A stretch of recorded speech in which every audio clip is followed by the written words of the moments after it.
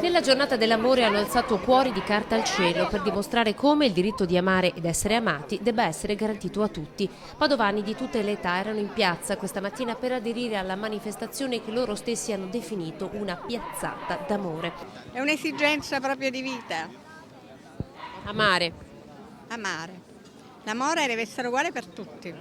Non ci devono essere distinzioni, non si deve avere paura di dire chi si ama, come si ama.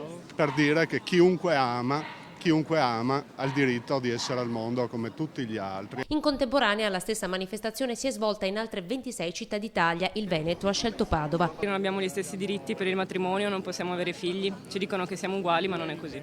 Ti vorresti sposare tu? Assolutamente sì. Sono omosessuale, voglio amare una donna, voglio avere gli stessi diritti che hanno tutti. Ti vorresti sposare tu?